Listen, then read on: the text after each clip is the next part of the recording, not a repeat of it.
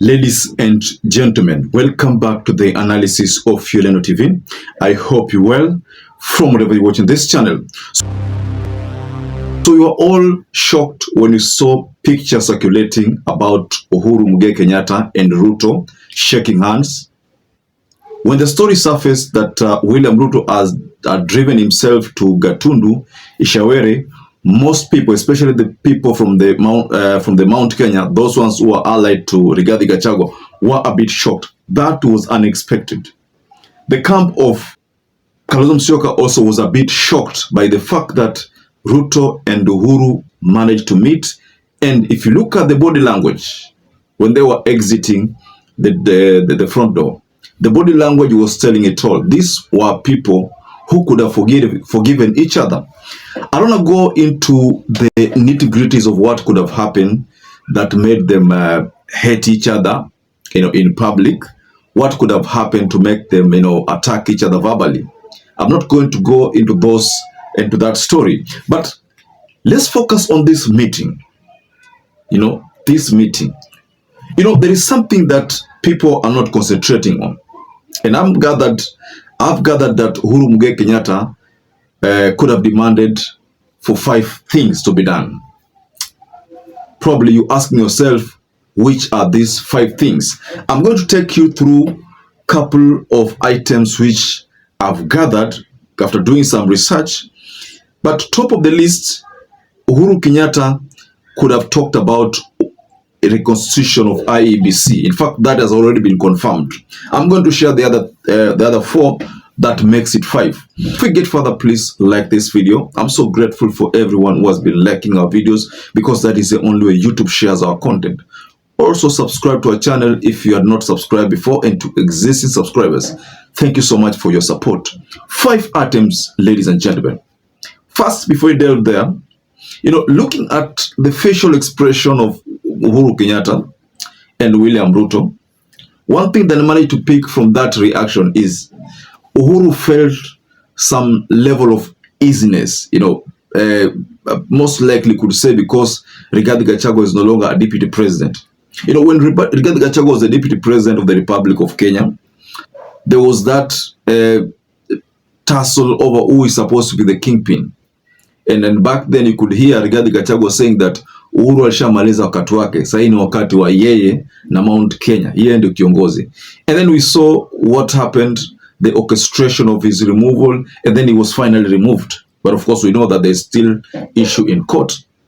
So the easiness, how Uhuru felt very easy being around William RUTO, was telling.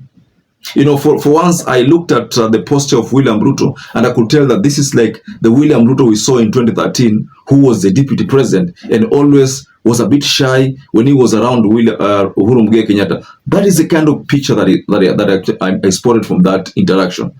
So let me take you through what I believe could have been the 5 demands to RUTO from Uhuru Muigai Kenyatta.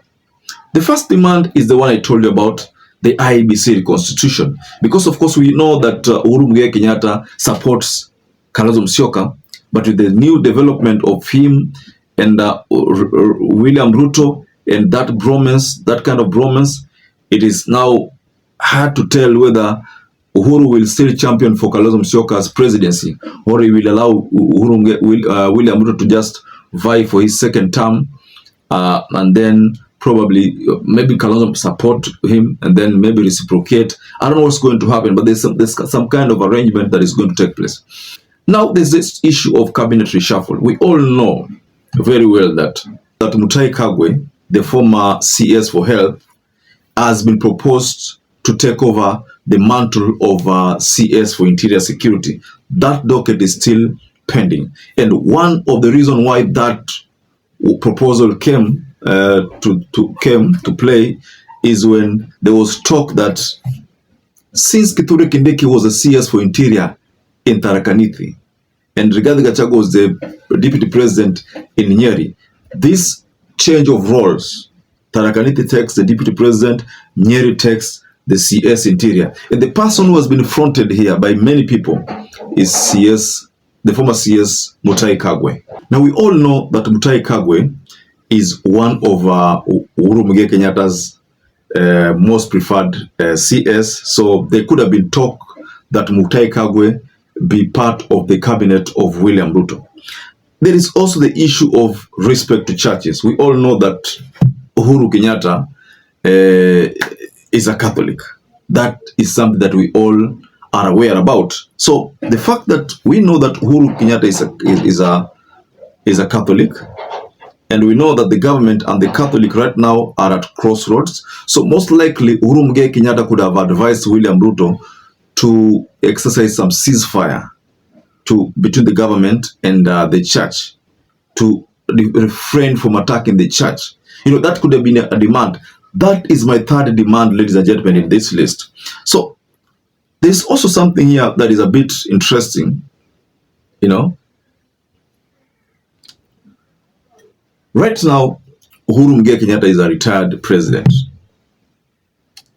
And to be honest, he will champion for the demands of the Mount Kenya community.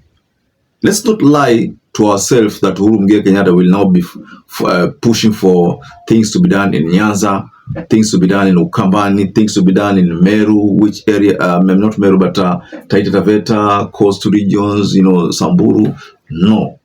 I think Uhuru Muigai Kenyatta will assume the spokesperson of the Mount Kenya and push for the agendas of the Mount Kenya. That is what is going to happen, ladies and gentlemen. Let's not lie to us.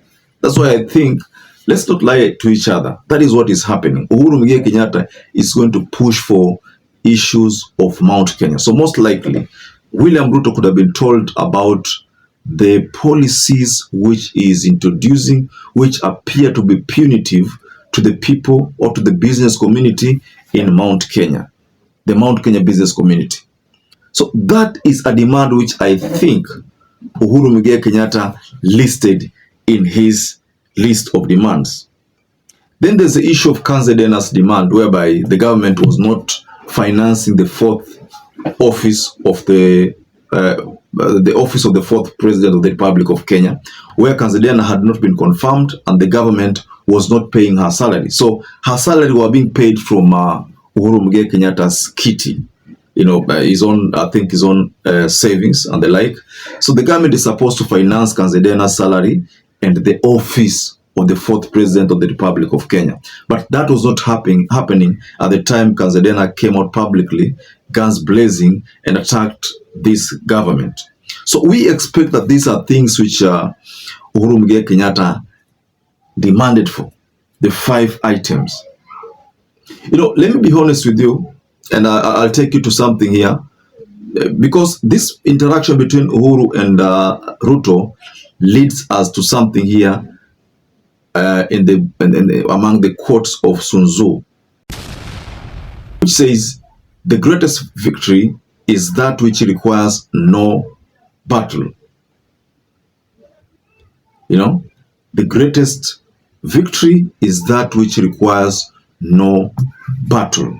So Uhuru Muigai Kenyatta could have given William Ruto a list of 5 demands, and Uhuru Muigai Kenyatta is not going to say so many things. So he's going to use little force in pushing for these agendas. Right now, William Ruto needs someone like Uhuru Kenyatta in Mount Kenya to be able to still, soften things for him. Because right now, to be honest, the Mount Kenya has already slipped away. It has slipped away. The expectation was that with the replacement of Rigathi Gachagua with the Kithure Kindiki, things would have been better, but that has not happened. So I think that's why William Ruto thinks that the best thing is to reach out to Uhuru Kenyatta. By reaching out to Uhuru Kenyatta, the expectation of William Ruto is that the Mount Kenya will have some watamurumia kidogo. So for purpose of his re-election in 2027. With this development, most likely Uhuru Muigai Kenyatta is not with the Rigathi Gachagua, like Jeremiah Kioni said. To be honest, I have not seen Jeremiah Kioni talk about this meeting.